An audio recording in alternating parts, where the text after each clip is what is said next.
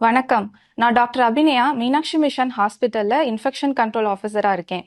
இப்ப ரீசெண்டா சென்னையில கொத்து கொத்தா காகங்கள் செத்து மடியுதுன்ற நியூஸ் எல்லாருமே கேள்விப்பட்டிருப்பீங்க. அதுக்கான காரணம் என்னன்னு தெரியுமா? H5N1 அப்படின்ற ஒரு பறவை காய்ச்சலுக்கான வைரஸ் தான் இதுக்கான காரணம் அப்படின்ற ஒரு சந்தேகம் வந்திருக்கு. ஆனா அதுக்கான அதிகாரப்பூர்வமான கன்ஃபர்மேஷன் இன்னும் நமக்கு கிடைக்கல. இது பறவைகளுக்கு நடுவுல சுலபமா பரவும். ஆனா மனிதர்களுக்கு வருமா அப்படின்னு கேட்டா மனிதர்களுக்கும் வரலாம்.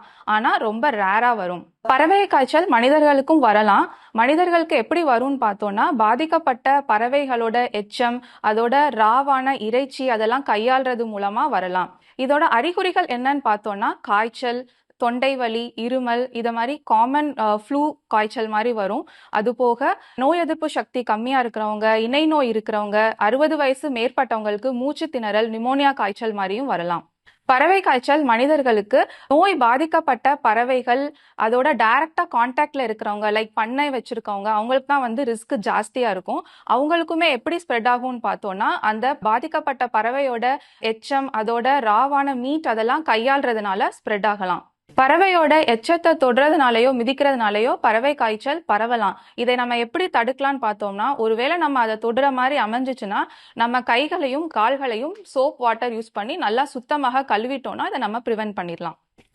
எப்ப நம்ம மருத்துவமனைக்கு உடனே போகணும்னு பார்த்தீங்கன்னா, காய்ச்சல் 2 to 3 days ஃபீவர் இருந்தும் செட்டில் ஆகாம கண்டினியூஸ் ஆயிட்டே இருக்குன்னா மருத்துவமனைக்கு கண்டிப்பா போகணும். அது போக மூச்சு திணறல் ஏற்பட்டாலும் கண்டிப்பா மருத்துவரை அணுக வேண்டும்.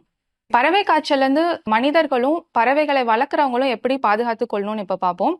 நோய்வாய்ப்பட்ட பறவைகளை கையாளும் போது அதுக்கான ப்ரொடெக்ஷன், கிளவுஸ், மாஸ்க் அதெல்லாம் யூஸ் பண்ணி ஹேண்டில் பண்ணணும். அடிக்கடி கைகளை சுத்தம் செய்யணும். வீட்டில் பறவைகளை வளர்க்குறவங்களும் அவங்க கைகளை அடிக்கடி சுத்தம் செஞ்சுக்கணும்.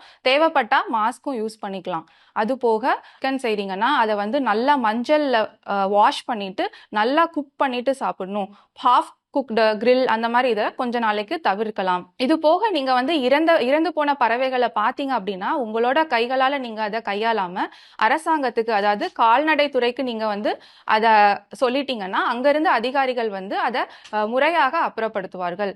இதெல்லாம் செய்யறது மூலமா நம்ம பறவை காய்ச்சலை மனிதர்களுக்கு வருவதிலிருந்து தடுக்கலாம். நன்றி.